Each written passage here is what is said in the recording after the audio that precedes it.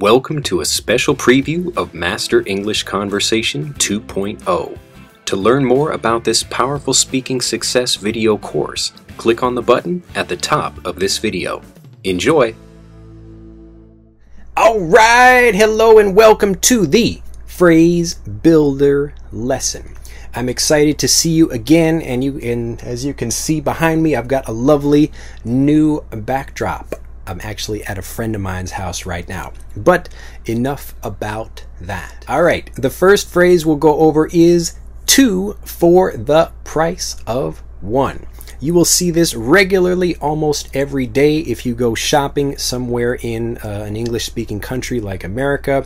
2 for the price of 1. Or you could have 3 for the price of 1, or 4 for the price of 1. So if you buy 2 things of yogurt, it's kind of like buy 1, get 1 free. Buy 1, get 1 free. There are lots of ways to say this same thing, but the kind of joke that I make at the beginning of the conversation lesson is 2 for the price of 1. Now listen carefully to how it blends. 2 for the price of 1.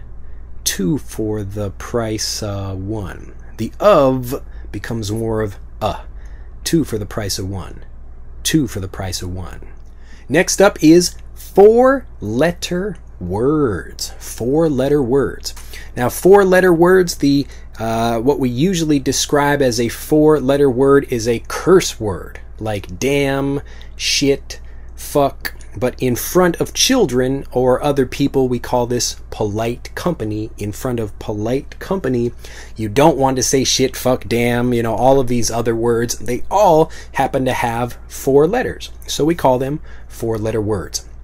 So you can just use it. The pronunciation is quite simple. 4-letter words. 4-letter words. 4-letter words. Next up, on cue. On cue. When you cue someone, that's when you tell them to begin doing something.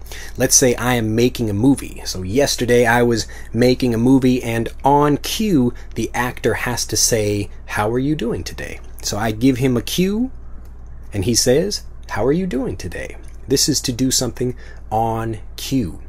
When we talk about children, just like we were talking about kids in the conversation lesson, we were trying to make Dustin's son say things. I would say, "What's your name? How are you? Pink, pig, purple." Just getting him to say things. And with kids, especially very, very small kids, they do things when they want to do them. So even if you try to make them do something on cue, usually they will not. So I say hello. And he just looks at me.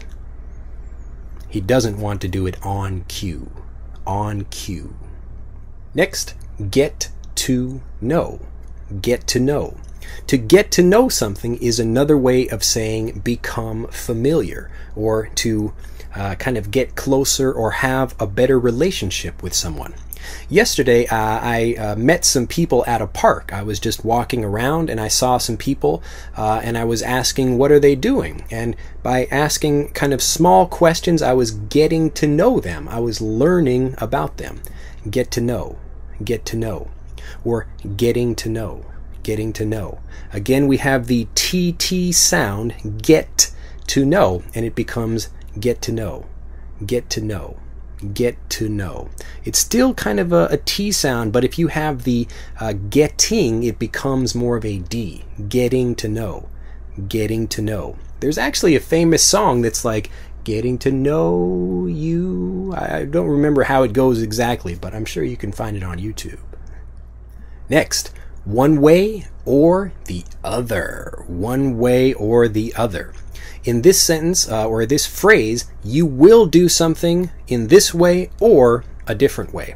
Now, you often see this in movies. Almost every year there is some movie and there is a good person or a bad person in the movie that says, one way or the other, we will figure this out. One way or the other, we will stop him. It's all basically the same thing. So it just means either we will do something one way or we will do something another. But you don't have to say exactly what you're doing. It just means you will figure out some way to do it. So one way or the other, you will figure out a way to get fluent. One way or the other. Either you will read books, or you will listen to videos, or watch movies, or do many other things like that, but you will get fluent. Next, grease the wheels. Grease the wheels. Now, this is one of my favorite phrases, and Dustin was using this to describe his relationship with his wife's parents. To grease the wheels, it could be many different things that you do. You could be giving money, you could be trying to be nice or be extra helpful to people, but a regular wheel, like a physical wheel on your tire or like a bicycle or a car, you have to put grease, a lubricant, to make it run smoothly. So sometimes the wheels will get dry if they don't have any oil. The oil is the grease or the lubricant that makes it run smoothly. So for social relationships, we talk about greasing the wheels of things in order to make them run more smoothly. So it's exactly the same idea, but you could be giving money. Like, let's say I want to open up a company here in Japan, and I talk to the government officials and it's taking a really long time, so the wheels are not moving very slowly. So I talk to one of the guys there and I say, hey, I'll give you some money if you help us move this along a little bit faster. So I am greasing the wheels a little bit, to grease the wheels. The next expression is, I can't say thank you enough.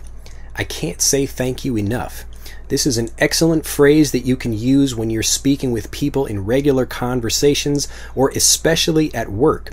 If somebody does something for you or somebody works really hard and is helpful, you can say, I can't say thank you enough.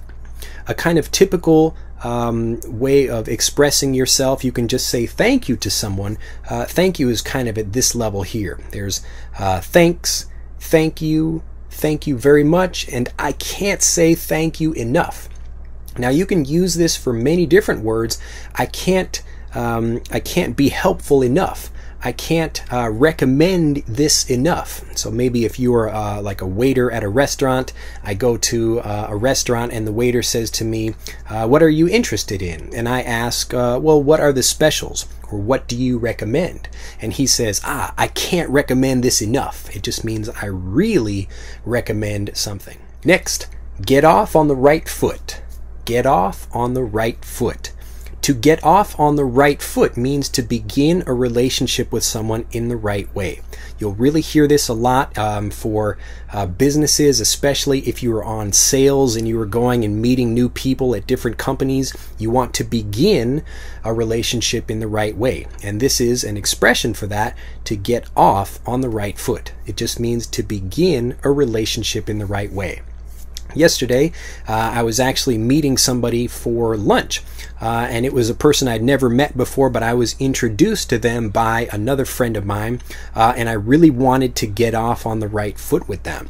So I prepared like a little speech, and I had to kind of practice it a little bit. So to get off on the right foot, I was able to introduce myself well, and begin having a relationship with them in a good way. So be sure to get off on the right foot. Listen carefully to how the pronunciation changes as you blend it together. And remember to practice everything as one smooth unit, the way I do. Get off on the right foot. Get off on the right foot. Get off on the right foot. Get off on the right foot. Get off on the right foot. Next, and this is one of my favorites. I know I always say I have a lot of favorite expressions that I use, but this one in particular, I stand corrected. I stand corrected. I stand corrected. It just means I accept that I have been corrected about something.